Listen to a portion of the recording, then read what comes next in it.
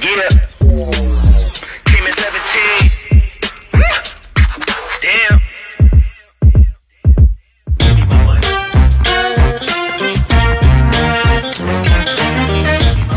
Si Presidente Bongbong Marcos, hindi ko po kilala si First Lady. At hindi ko rin po kilala o hindi rin ako malapit sa ating speaker. Diba? Para lang malinaw. At hindi ko po binoto si President Bongbong Marcos para po sa inyong kaalaman. Ako po ang nag-iisang aksyon demokratiko sa Kongreso.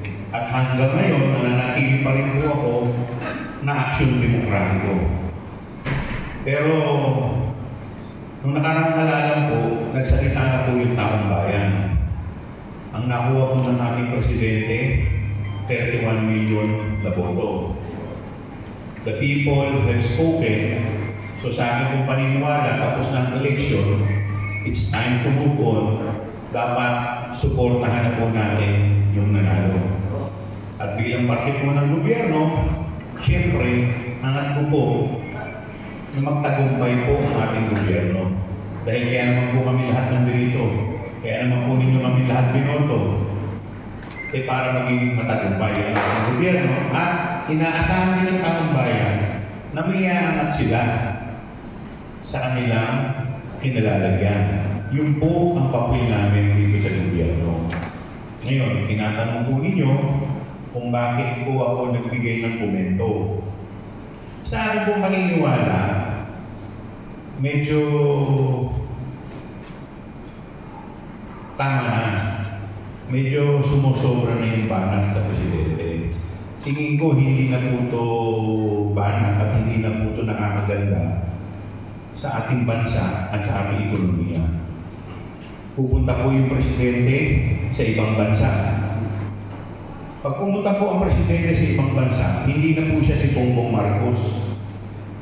Siya na po ay presidente ng Republika ng Pilipinas. Sa madaling salita, nire-representa na po niya ang ating bansa at lahat ng Pilipino. So sa akin pong paniniwala, hindi naman po siguro tama na habang siya ay nagtatrabaho sa ibang bansa, binabanatan po natin siya dito. Pinapahiya po natin ang presidente sa ibang bansa. Pag pinahiya po natin ang presidente sa ibang bansa, ang napapahiya po hindi lamang po ang presidente, pati po tayong mga Pilipino. Kaya sa akin po, sana tama na po itong pamumulitika. Panahon na para magtulong-tulong tayo para maiangat po natin ang ating bansa. Ngayon, bakit ko po sinasabi na dapat pong mag-resign ang ating vice-presidente? Binabanatan, ilang ulit na pong binabanatan ng pamilya ng ating vice-presidente, ang ating presidente. At nakikita po natin, wala namang ginagawa ang ating vice-presidente. At may mga pagkakataon na umatin pa po ang ating vice-presidente sa mga prayer rally na ginagawa ng kabilang kampo. Habang siya naman po ay nag-i-enjoy bilang parte ng official family ng ating presidente. So paano po niya magagawa ang kanyang paksyon kung ganun po ang panawagan ng kabilang kampo na umalis sa pwesto ang ating presidente? So ibig sabihin po, hindi sila naniniwala sa liderato ni Presidente Bongbong Marcos. So paano ka magiging parte ng official family? Paano ka magiging alter ego ng presidente kung hindi kayo naniniwala sa ating presidente? Hindi naman po natin maikakaila. Wala naman po tayong nakikitang effort sa ating vice-presidente para pigilan ang kanyang pamilya sa ginagawa. So yun lang po ang sa akin. Next question po. May nasabi din po kayo na kulangan si VP Sara sa kanyang pag-manage at pag-handle sa DepEd. Ano po ba yung ibig sabihin niyo po dun po sa mga kakulangan po niya sa kanyang trabaho ngayon? Well, meron kasi silang ginawang programa eh. Diba? Yung isang programa, yung something Biyernes, walang klase. Diba? Ano yung tawag doon? Yung Catch Up Friday. Diba? Maganda naman yung programa, maganda po yung layunin. Sabi nila, yung Catch-up Friday, papasok yung mga estudyante. Tapos, ang gagawin ko ng mga estudyante, magbabasa. Pero basically, pupunta pa rin sa eskwela para magbasa. Diba? Ngayon, ang tanong ko po, ano pong babasahin? Kulang-kulang po tayo ng materyales. Ang nangyayari po sa ground, yung katotohanan, ang nangyayari po sa ground, yung mga estudyante nag-a-absent na lang. O yung iba nag-aalala lang ng cellphone, o kung ano-anong ginagawa, hindi po na gagawa yung layunin talaga ng programa. So sa akin po paniniwala, medyo minadali nila. Sana po, ang una po nilang ginawa, yung mga reading materials, kung saan interesado yung mga estudyante, yun muna ang ginawa. Kasi alam po ninyo, ginagawa naman yan sa private school pero yung mga library nun, puno at hitik sa libro ng mga interest ng mga estudyante. So dapat, ganun muna ang ginawa. Yung mga ordinaryong textbook natin kulang yung pakalayang mga libro kung saan magkaka-interest. Kasi ang layunin niya is para ma-improve yung reading comprehension ng mga estudyante. Dahil sa ngayon, nakakalungkot pong aminin, out of 81 countries pa, kung hindi po ako nagkakamali, nasa 76 po tayo, nasa laylayan po tayo. So sana, pinag-isipan po nila ng maigi itong programa. Hindi yung inilabas para may presenta sa media na meron po silang programa. Yung po yung isa. Pangalawa, until now, nandun pa rin yung tinatawag natin na yung online. Diba? So, sa akin pong paniniwala, nakita natin yung mga produkto ng online, talagang medyo napag-iiwanan. Bakit? Ba't ko po sinabi? Kasi online. So, ano pa magiging resulta? Kung minsan, ang gumagawa po ng mga assignment doon, mga magulang. Diba? At minsan, hindi pa lang minsan, kadalasan yung mga bata, dahil nasa bahay, distracted. Kasi nandun ka sa bahay mo, nakikita mo yung laruan mo, nakikita mo yung kapatid mo, nakikita mo nanay mo. Yung focus of attention nila, wala talaga dun sa paksa ng pag-aaral. So tingin ko, mas maganda, face-to-face pa rin. Ayusin ngayon, dahil mainit ang panahon, ayusin natin yung oras. Diba? Ng pagpasok. So sa akin, sa tingin ko, ito po yung mga programa na dapat pinatutupad. Hindi yung mag-iisip lamang tayo ng programa para meron tayong press release na media. So siguro, dahil ito nga ang problema, dahil nga po sa politika, kaya dapat bigyan na rin natin ng free hand kung ang ating pong Vice President ay magre-resign, mabibigyan na ang Presidente ng free hand para makapamili ng ipapalit niya sa ating Vice President nang sa ganun talagang makapag-focus sa pagpapatakbo ng DepEd. We have to remember na yung DepEd, yan po ang number 1 priority. In fact, sa ating konstitusyon o sa ating saligang batas, ito po ang may highest budgetary allocation. So sayang naman po, malaki ang pondo. Pinakamalaking pondo po dapat. Tapos, hindi po natututukan ng maayos. About naman po sa West Philippine Sea, kasi marami din po ang nagagalit kay VP Sara dahil po sa kanyang mga no-comment dito. Pero sinasabi naman po ng iba na hindi naman daw niya trabaho yun kasi DepEd Secretary po siya. Anong masasabi niyo po? Well, totoo po, DepEd Secretary siya, but we have to be reminded, firstly, Vice President siya. Bilang Vice Presidente, ikaw ang second highest official sa ating bansa. Hindi ba dapat alam ng mga bawat Pilipino kung ano ang stand mo dito? And most of the time, pinagkakatiwala po sa kanya ng Presidente ang ating bansa pag ang ating Presidente ay wala po dito sa Pilipinas. So hindi ba dapat mas alam natin kung ano ang stand ng tao na pinagkakatiwala ang ating bansa sa kanyang pangangalaga?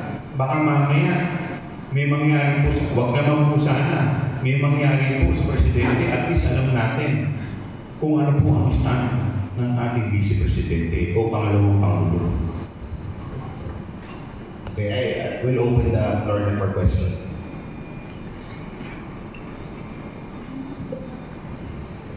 Sir, bumalik ko na si AJ Kirby lang. Ang una pong katanungan ay, sa pananaw po ninyo, ano po ang significant contribution ni BP Sara sa edukasyon para po makaagapay tayo sa international o sa buong Southeast Asian countries? Well, alam po ninyo yung DepEd medyo mabigat na ano yan mabigat na departamento yan.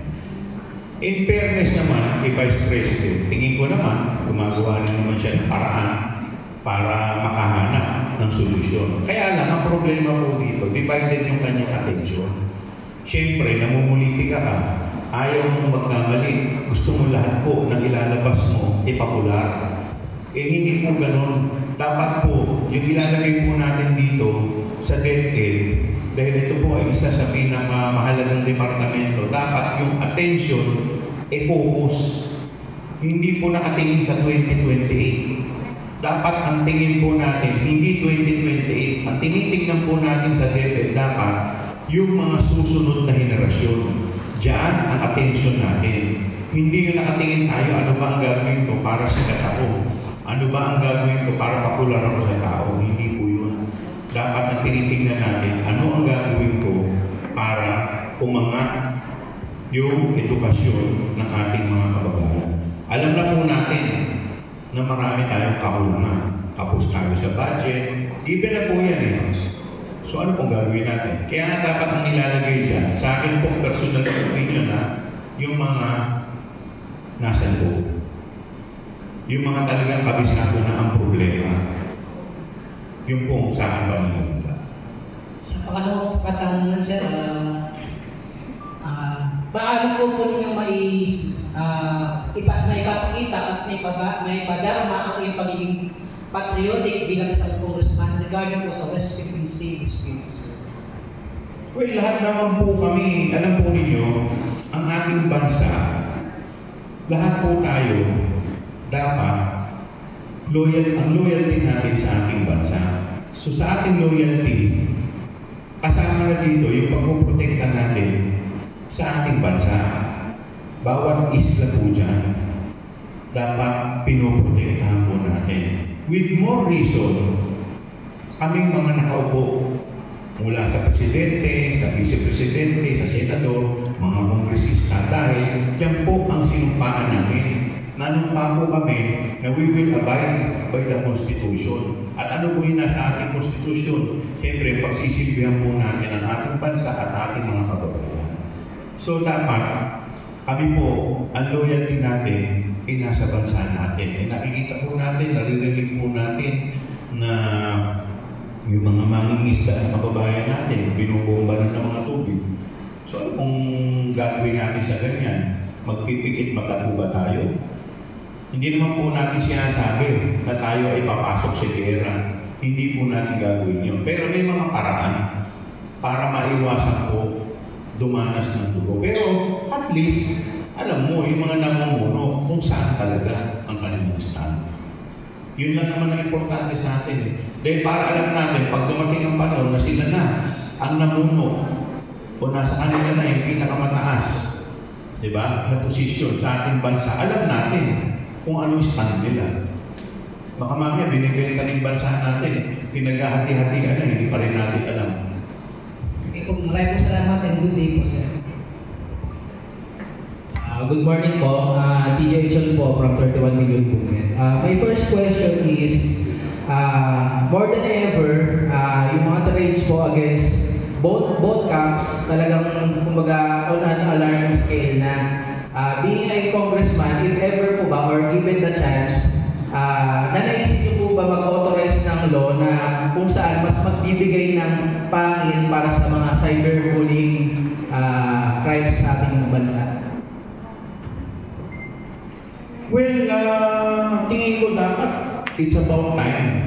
Kasi medyo nawawala na yung respeto natin sa bawat isa Diba? Sabi nga nila, even enemies, diba, should show some respect. So kahit kalaban mo, dapat medyo nagbibigay ka ng respeto. Eh ngayon, wala na eh. Kung ano-ano na. Eh hindi naman ito yung mga bagay na gusto natin na pinakikita natin sa ating mga anak.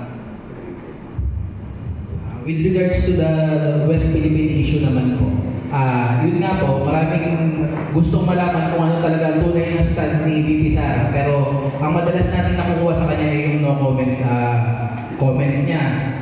Ano po ba ang dapat asahan talaga natin? Kasi bilang reservist din siya, ang ginagawa kasing excuse minsan lalo na ng mga supporters niya, DepEd naman daw siya, hindi siya Defense Secretary. So, saan po, where do we draw the line na dapat makialam siya? Well, kagaya po ng binanggit ko kanina, hindi dahil sa DepEd Secretary siya. Ito ay bilang Vice President siya. So, dapat alam natin kung ano ang stand ng pangalawang Pangulo o yung pangalawa sa pinakamataas na opisyal ng ating bansa. Eh paano na kung dumating ang panahon, huwag naman po sana pumasok tayo sa gera. Eh hindi natin alam yung katabi natin kung anong stand. Baka mamaya katabi natin, nakasuot ng uniforme natin, pero binabaril tayo. Di ba? Dapat lahat tayo bilang Pilipino, dapat nagkakaisa tayo, lalong-lalo na sa pagprotekta ng ating soberenya. Last na lang po. Tungkol po dun sa mga nakikita po natin na trabaho ng ating mga public servant. Ano po yung pwede niyo pong masabi sa ating taong bayan kung i-rate niyo po ang ating pamahalaan on a scale 1 to 10, nasaan po siya ngayon? Well, in fairness naman to the President, no? Ang hirap kasi ng inabutan niya eh. Siyempre, medyo galing tayo sa pandemic. So, hindi naman natin totally po pwedeng isisi kay President Duterte nakaraang administrasyon dahil nung administrasyon niya, matindi rin yung dilubyo na inabot, pandemic. So ngayon, nasa estado tayo ng pag-aangat. Kaya ngayon yung ginagawa ng ating Presidente, pumupunta sa ibang bansa para maglakap ng mga investor at yung mga investor magtiwala sa ating bansa, dalhin dito na makapag-generate ng trabaho. Pero paano makakapagtrabaho ang Presidente kung binabanatan siya, pinapahiya siya sa ibang bansa? Eh, ang tangan niya, ang bansa natin. Kagaya nga ng binanggit ko kanina, pag pumunta siya sa ibang bansa, hindi na siya sa BBM. Siya na ang Republika ng Pilipinas, Presidente ng Republika ng Pilipinas. Eh, isipin mo, kaharap mo, mga negosyante sa ibang bansa, tapos biglang tatawagin pagbangan. Ano naman ang mukhang ihaharap ng ating Presidente? Pinapahiya niyo siya sa international community, pero hindi lang siya napapahiya. Ang buong bansa natin napapahiya. Nagmumukha po tayong katawa-tawa. Kung wala po tayong maitutulong sa ating Presidente, mas maganda, tumahimik na rin tayo. Thank you po. Magandang umaga po, Congressman. Palarista TV po. Tanong ko lang po, si VP Sara, 32 million yung bumoto sa kanya. Dito sa Maynila, marami rin mga taga-suporta siya. Hindi po ba kayo natatakot na baka hindi na kayo iboto ng mga taga-suporta niya? Alam po ninyo kung saan natatakot? Natatakot po ako. Diba? Hindi lang sa boto. Siyempre, ang dami magsasabi sa akin, ako, yung binangga mo, napakamakapangyarihan yan. Kung aminin ko po sa inyo, natatakot ako. Pero kung mananatili po tayong natatakot, mananahimik po tayo, magkugulag-gulagan po tayo, ano po mangyayari sa bansa natin? Huwag po natin tignan yung takot. At tignan po, matakot po tayo, 50 years, 100 years from now, sasabihin ng mga ninuno natin, anong ginawa ninyo nung kayo nakaposisyon? Follow-up question, sir. Nagbigay po kayo ng statement na mag-resign si VP Sara. Just in case hindi niya kayo pagbigyan, paano po ba yan, sir? Patuloy niyo yung patanawagan na mag-resign siya hanggang pagbigyan niya kayo? Well, sa akin naman kasi, hanggang ganyan ang trato nila sa Presidente, ano ang dahilan para manatili siya sa pwesto? Meron po tayo, bilang mga Pilipino, meron po tayong tinatawag na delikadesa. Diba? So, kung minsan nagkakasala ka dahil sa wala kang ginagawa, isipin mo, binabanatan ng buong pamilya mong presidente, ang Pangulo, wala kang ginagawa. And yet, tinatawag kang part ng official family. So, ano yun? Diba? Sabi ko nga, you cannot have the best of both worlds. Gusto mo sumalo ka dito, sasalo ka rin dito. Wala pong ganun. Sabi ko, baka mamaya, makaganda pa sa kanya yung pagre-resign niya. Purihin pa siya ng mga kababayan natin. Sabihin ng mga kababayan natin, yan ang may paninindigan. So at least, manindigan na siya. Kung nasa admin siya, o maninindigan siya na oposisyon siya. Last question, sir. Just in case, sir, mag-resign si VP Sara, sino sa tingin niyo yung karapat-dapat na tumalat sa kanya? Nasa presidente niya. Kung sino yung nasa vision niya, kung sino yung tumutugma sa kanyang layunin, ibigay natin yun sa Pangulo. Salamat po. Magandang umaga po. Magandang umaga po, sir. Two questions lang po sa akin. Sa tingin po ba ninyo ay suportado ni VP Sara yung ginagawang pagkilos ng Duterte Camp na nananawagan na bumaba sa pwesto si PBBM? Kasi alam natin, sa pamamagitan po ng law of succession, automatic si VP Sara ang papalit. Nakikita po ng mga tao na dun sa mga prayer rally po nila, pumupunta si VP Sara para bagang ipinapakita niya, suportado niya yung ginagawa ng mga tao nagrarally doon. Isa pa nga itong nangyari na sa iwasan ng inflation, na kapag sumisigaw yung dating mababata sa entablado, bumaba si KBL sa pwesto at sinabihan pa sa first lady na sasapakin, dumating siya. Yung pagpunta sa prayer rally, parang pagsuporta sa ikinikilos protesta o ikinikilos na prayer rally sa mga tao nila. Ano kung masasabi ko? Well, ayoko naman pangunahan si VP Sara. Siyempre, hindi ko naman alam kung ano nasa isip niya. But one thing for sure, wala siyang ginagawa. Despite sa mga batikos na ginagawa, despite sa pambabastos na ginagawa sa ating presidente, wala siyang aksyon. Ang malungkot po dito, uulitin ko, parte siya ng official family ng presidente. Alter ego siya ng ating presidente. So, whether sinasakayon niya o hindi, sana, for delikadesa, mas maganda, mag-resign lang siya. May kasabihan po kasi tayo, sir, yung pananalilig daw po ay parang pagsang-ayon o pag-amin. Ano pong masasabi po ninyo? Pwede tama yun. May ba naman po, kasi nabanggit po ninyo pagbiyahe ng Pangulo na i-encourage sa mga foreign investors mag-invest dito sa Pilipinas.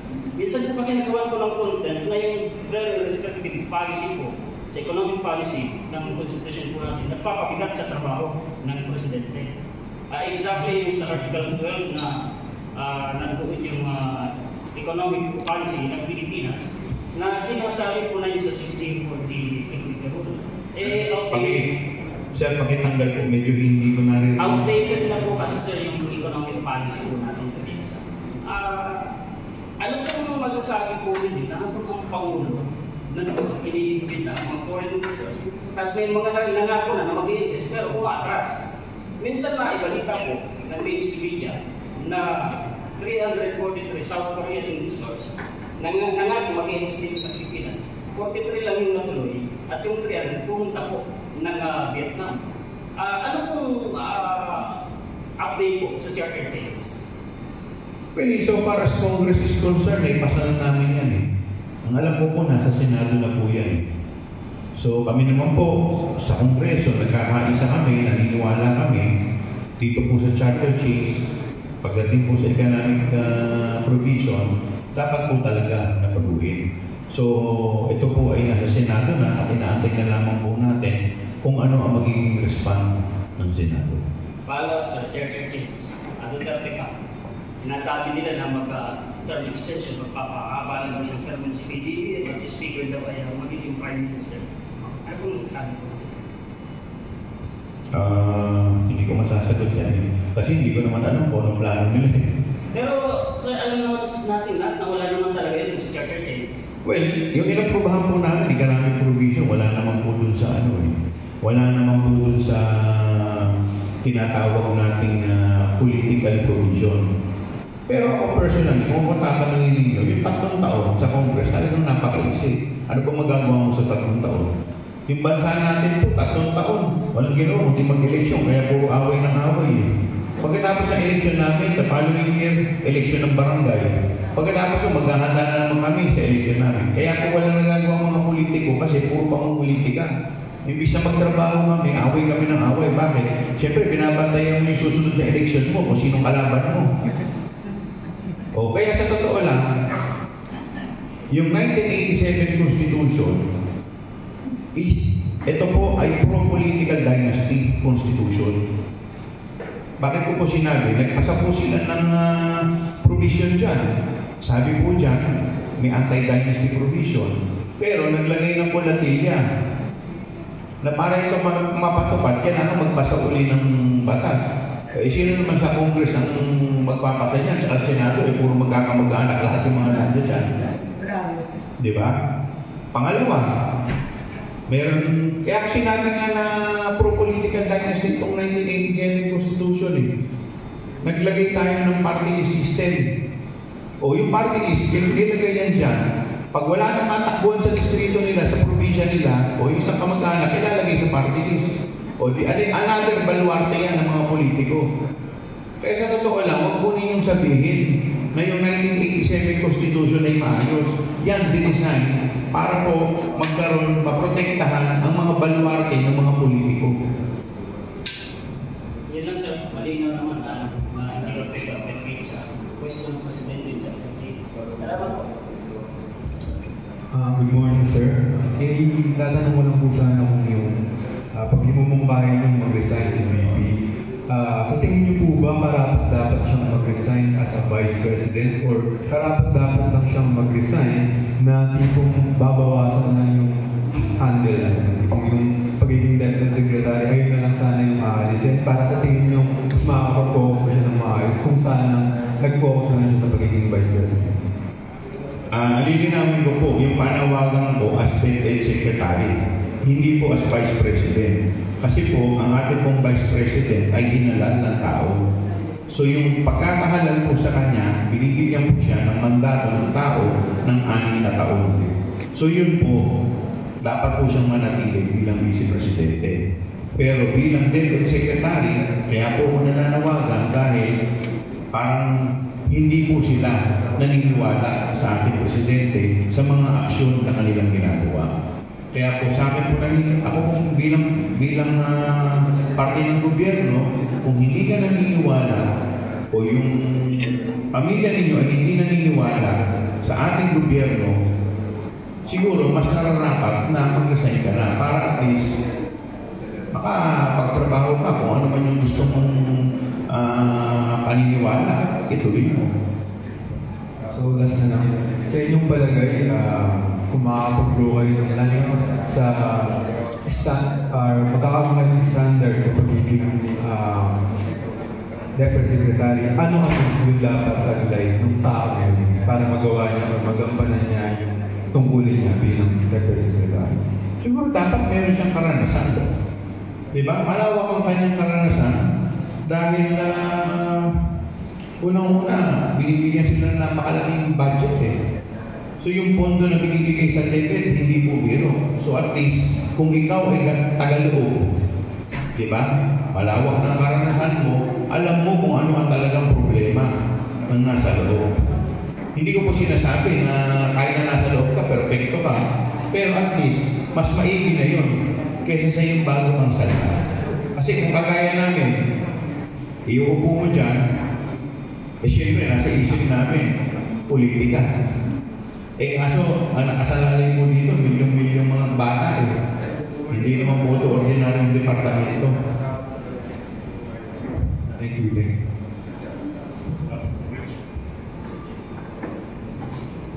Sir, Congressman, kasi halos lahat na itanong na nila, no?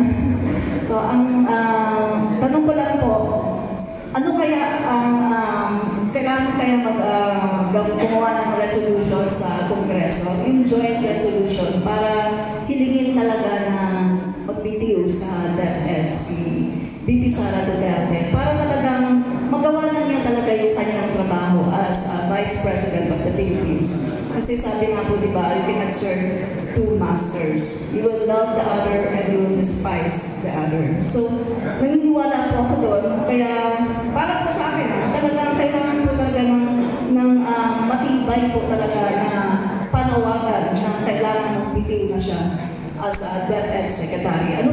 Pwede po ba yun, sir, gumawa ng joint resolution sa Congress?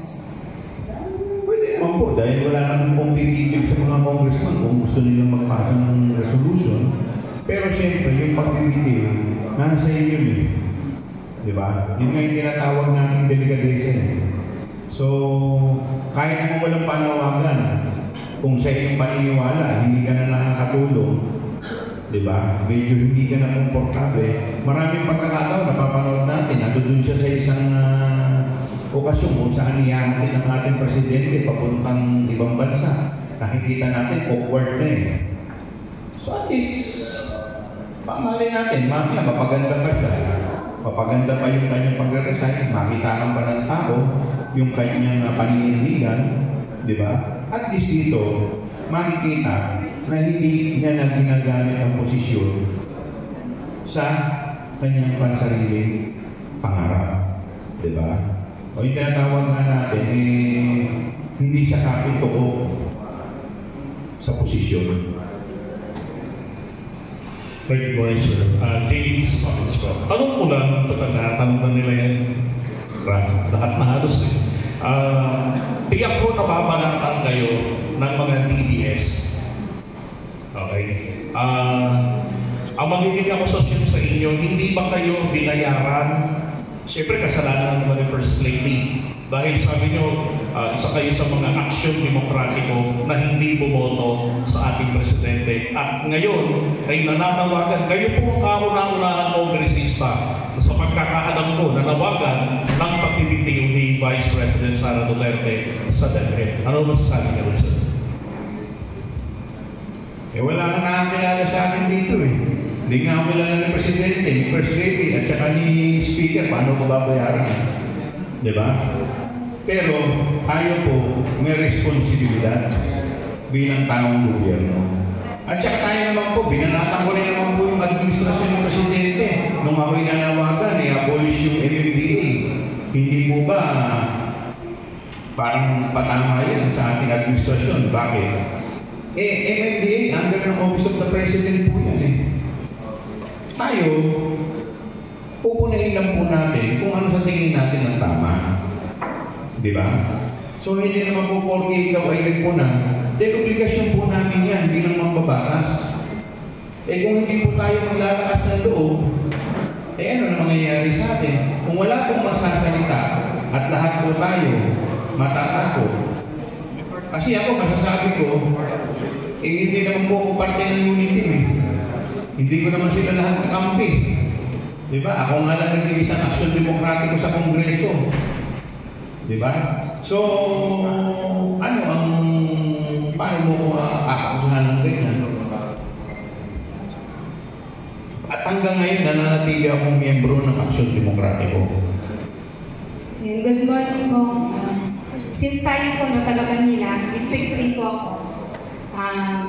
Alam po natin na nung eleksyon, hindi po kayo nasakpahan ng PBBM kasi nai-news po kayo. So, kung tutuusin, dapat kayo sa oposisyon kasi hindi naman kayo parang PBBM. Pero ngayon, nakikita po namin yung suporta ninyo sa Marcos administration. So, tanong ko lang po, makakaasa po ba, ilang percent po ang aasahan ng ating mga kababayan ang suportang ipagkakaloob ng Maynila sa Marcos administration? Well, hindi ko po maisasagot ng buong Manila. At least yun sa akin lang po. Ako naman po, kung tama ang ginagawa ng Presidente, susuportahan ko.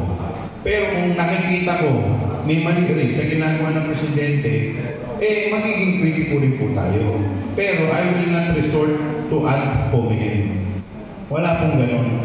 Tayo plain critic lang. At constructive criticism po ang gagawin po natin. Ito naman po ginagawa ko, hindi ko naman po binabanatan ng ating Vice Presidente. Ang sinasabi ko lang po, yun ang tama niyang gawin. Baka mamaya, ito nga, pag nag-resign siya, maging pabor pa sa kanya, mas lalo pa siya lumakas.